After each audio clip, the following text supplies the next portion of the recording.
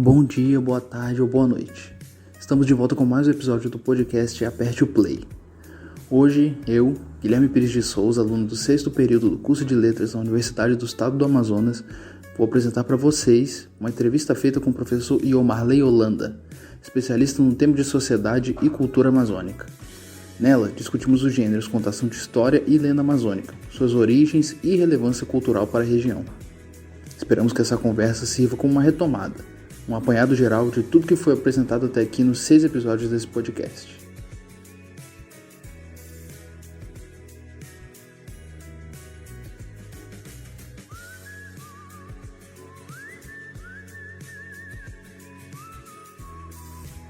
Boa tarde, pessoal. Eu sou o professor Iomarley Lopes Holanda, sou docente do curso de História em Tefé e também do programa de mestrado da UEA, mestrado em Ciências Humanas.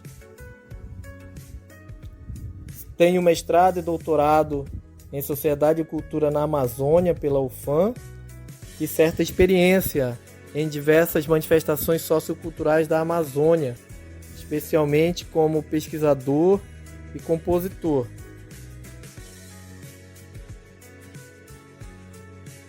Professor, você pode nos falar sobre a importância da contação de histórias no âmbito escolar? E qual é a contribuição dessas narrativas para o ensino-aprendizagem do discente?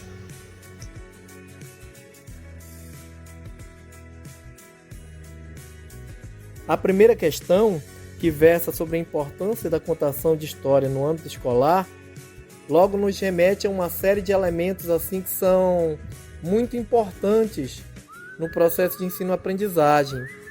Nós podemos destacar que a contação de história, além de estimular a imaginação, a oralidade e a escrita, ela opera também com o elemento da criatividade, né? A contação de história ela pode ser pensada como uma prática pedagógica importante, né?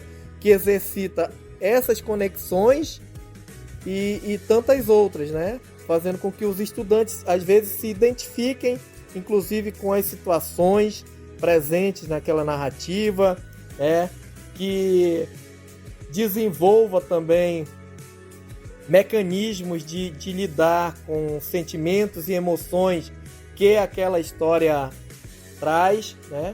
Além de enriquecer também o seu vocabulário, né? Aumenta a sua bagagem de aprendizado, né? Faz com que ele conheça outros termos, outras palavras, né? Faz com que ele entre em contato com determinados valores que muitas vezes são diferentes da sua cultura, que estão presentes naquela narrativa contada. Portanto, a contação de história na sala de aula representa um importante instrumento, né, didático-pedagógico, que inclusive também possibilita com que os alunos eles atuem em grupo, ou seja, a contação de história é sempre coletiva, né? Ela é para ser compartilhada, para ser discutida, né? Para ser valorizada enquanto possibilidade de comunicação dentro daquele ambiente.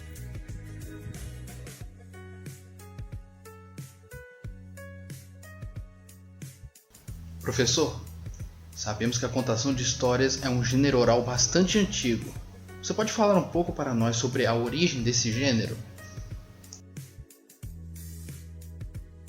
De fato, quando nós tratamos da origem desse gênero da contação de história, a gente só pode destacar que essa origem se perde na aurora do tempo. Porque desde os primeiros agrupamentos humanos, que a contação de história, que as narrativas vão passar de geração em geração e elas vão representar essa cultura oralizada, o primeiro veículo de comunicação e de repasse dos valores culturais, dos costumes, das crenças, né? Essa cultura oralizada da contação de história, algumas culturas vão valorizar bastante, inclusive os mais velhos, no caso dos povos indígenas e outros povos, a valorização dos mais velhos, porque eles são detentores do conhecimento do povo, da etnia, e eles vão repassar esse conhecimento, esses valores que realmente estruturam socialmente, né, a comunidade, eles vão passar de forma oral. Então a contação de história vai representar um passo decisivo na formação dessas comunidades humanas, dessas culturas, né? E é assim que muitos valores, que muitas histórias, inclusive muitas delas que chegaram até nós, né, chegaram através da oralidade, através desse processo de contação de história. Então não há uma origem determinada de quando ou onde começou. O fato é que a humanidade vai inicialmente aprender e ensinar, né, de forma oral, de forma oralizada. Então nós podemos pensar que essa contação de história vai representar esse veículo fundamental de disseminação da cultura, do conhecimento, dos saberes tradicionais.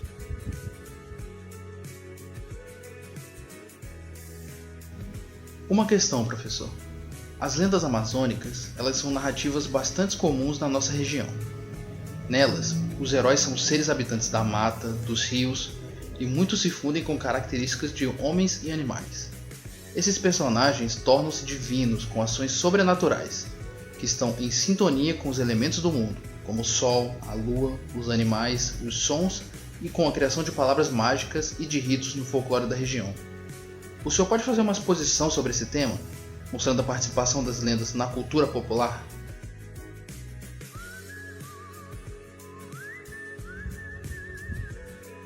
Em relação às narrativas míticas e lendárias, é importante nós situarmos algumas distinções entre esses dois tipos de narrativas, né, que muitas vezes são confundidas, né?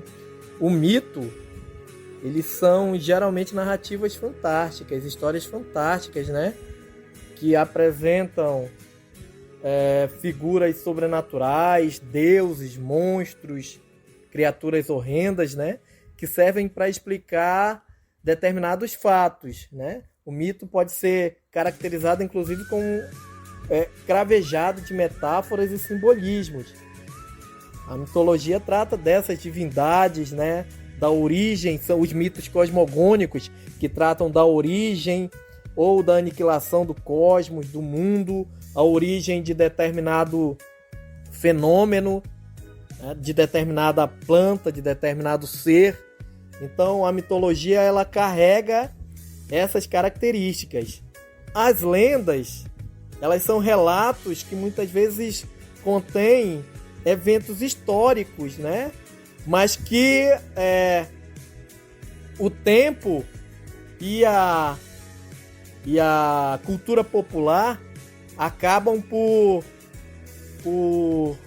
distorcer ou por acrescentar elementos fantásticos ou elementos que muitas vezes nem faziam parte inicialmente daquela narrativa.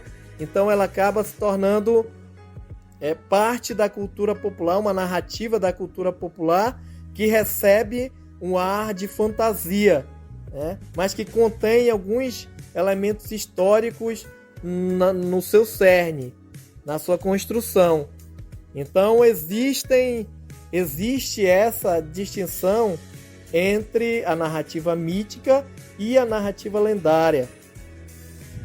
Um dos pontos também que nós podemos situar entre uma e outra é que o mito, ele carrega uma antiguidade maior, porque geralmente ele é uma construção narrativa de povos originários. E no caso da Amazônia, eu estou me referindo aos povos indígenas. Então, a mitologia indígena, que é riquíssima e que tem sido estudada aí ao longo do tempo por diversos pesquisadores, né, que publicam obras maravilhosas sobre essas narrativas, elas compreendem a própria visão de mundo, né, daquelas sociedades, enquanto a lenda ela acaba se tornando mais popular porque ela se espalha pela Amazônia, né, ganhando elementos muitas vezes em cada localidade, em cada cidade que ela é contada, né? Então essas narrativas têm essas características e essas distinções, e é importante situá-las, né? Então, quando nós tratamos de origem de algo, ou de destruição de algo, nós estamos tratando no campo da mitologia, né? Quando nós ouvimos e contamos histórias que fazem parte aí do acervo da cultura popular, aí nós estamos operando no campo da narrativa lendária. E na Amazônia, essas duas narrativas, que muitas vezes se confundem, né, elas têm uma importância fundamental na constituição da própria identidade amazônica, podemos falar assim, na constituição da nossa cultura popular, né? Elas fazem parte do grande mosaico que é a cultura popular da Amazônia, né? E muitas vezes as manifestações socioculturais, especialmente as festas, através do poder da criação e da imaginação dos artistas e também das pessoas que são envolvidas nesses eventos, né? Essas narrativas lendárias e míticas são transfiguradas artisticamente para compor artefatos artísticos. Então aqui eu estou me referindo a grandes alegorias, fantasias, músicas, né, que são inspiradas nessa tradição das narrativas lendárias e míticas e acabam se transformando numa obra artística, né? E o veículo para essa metamorfose, para essa conversão semiótica, para citar um autor muito conhecido, um poeta paraense que trabalha com esse conceito, que é o professor João de Jesus Paz Loureiro, né? Essa conversão semiótica operada pelos artistas, especialmente, né? Ela ocorre pelo veio da imaginação. Então, a imaginação do artista, operando com essas narrativas que são tradicionais da nossa cultura, convertem aquilo que é oral em um objeto artístico, né? Seja ele um objeto alegórico, ou uma canção, ou mesmo uma fantasia, ou até mesmo essa conversão ocorre para transformar uma história em outra, né?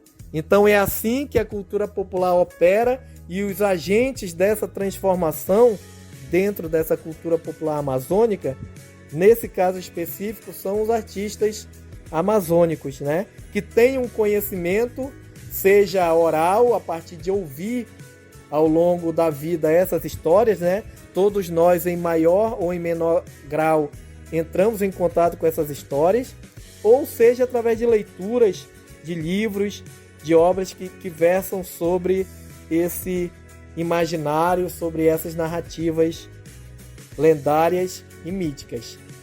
Então é isso, pessoal. Muito obrigado pela atenção aí. Espero que vocês tenham êxito aí na sua atividade. Até a próxima.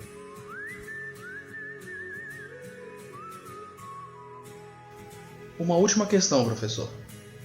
Na nossa sequência didática exigida pela disciplina de Estágio Supervisionado 1, nós abordamos 3 lendas: a lenda do Boto, a lenda do Tambatajá e a lenda do Guaraná.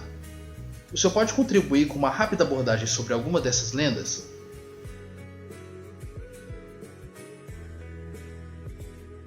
Então, conforme nós havíamos destacado anteriormente, há uma distinção entre a narrativa lendária e a narrativa mítica. Muitas lendas são derivadas de mitos, né?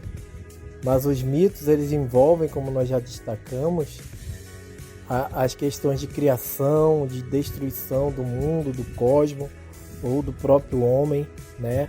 A criação de determinadas plantas, surgimento de determinados seres.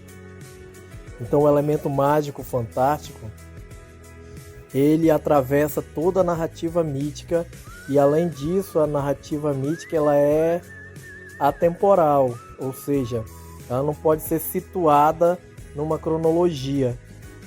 Nós não podemos cravar quando em que determinada época um mito ele ocorreu, ou quando é que a destruição do cosmos ou do mundo em determinada narrativa vai ocorrer. Então ela tem essa característica muito, muito forte de ser atemporal, né? Enquanto a lenda tem, na maioria das vezes, uma moral da história, e ela, diferente do mito, pode ser pontuada, dependendo da região e de quem conta, a sua cronologia, né? A sua historicidade. Então essas distinções aí são importantes para a gente reconhecer o que é uma narrativa mítica e o que é uma lenda. Em relação a essas três narrativas que são conhecidíssimas da cultura popular amazônica, o Tambatajá, a lenda do Boto e o Guaraná, são contados assim geração a geração, e nessa contação ao longo do tempo são agregados alguns elementos, né? Então, partindo do pressuposto daquela distinção entre lenda e mito, a gente pode dizer que o Boto é uma lenda e a narrativa do Guaraná e do Tambatajá são mitos, são narrativas mais próximas do mito. Por quê? Porque em seu cerne eles versam sobre questões de origem, a origem de uma planta, né? A origem de um fruto, e o que irmana, a gente pode pensar o que irmana, o que aproxima essas três narrativas. Elas têm características do drama, do amor muitas vezes questionado e até atacado.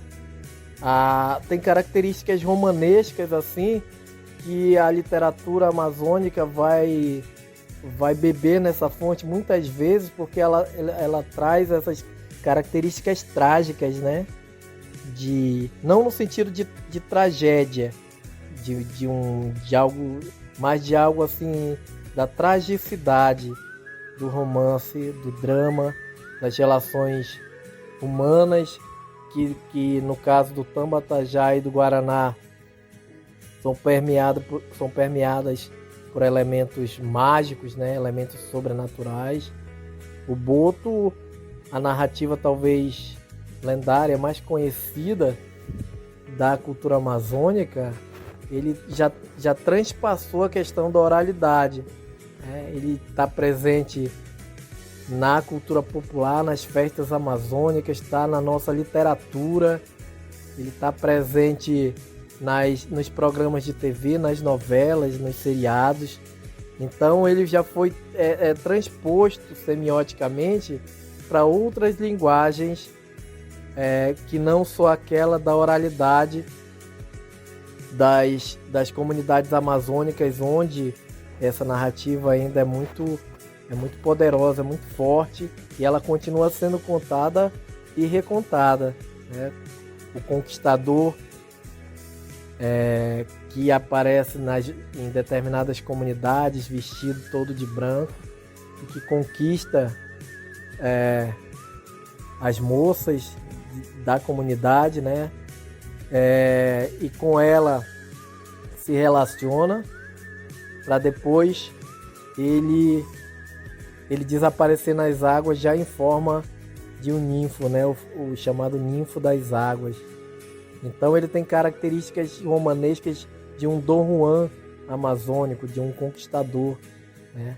Aquele que é que chega desconhecido nas comunidades, que muitas vezes é o estranho, que é mal visto pelos homens, mas que enamora, né, traz o ar de romance para as mulheres. Então as características da lenda do Boto, elas são muito fortes no que diz respeito ao teor de tragicidade que essa criatura, este ser do nosso lendário aí amazônico, ele possui, né? Essas características de sensualidade, de conquista, do amor impossível que vai embora e continua sendo esperado em cada porto, em cada pôr do sol. Então, os elementos dessas 3 narrativas assim, eles são incríveis para se pensar enquanto instrumentos didáticos pedagógicos, né? Até porque a ambientação amazônica que todas essas narrativas trazem é importante para a gente ir destacando para os estudantes, né, a questão das comunidades, a questão do momento histórico em que determinadas narrativas dessas aí teriam ocorrido, a questão dos afetos, como essas narrativas elas nos afetam os estudantes no sentido de aguçar a sensibilidade, a criatividade, né? Então, são elementos riquíssimos para a gente pensar uma organização didático-pedagógica para estudar a história da Amazônia, a cultura amazônica, a geografia da Amazônia, a literatura amazônica, né? Agrega narrativas que agregam todas essas possibilidades didático-pedagógicas. É isso.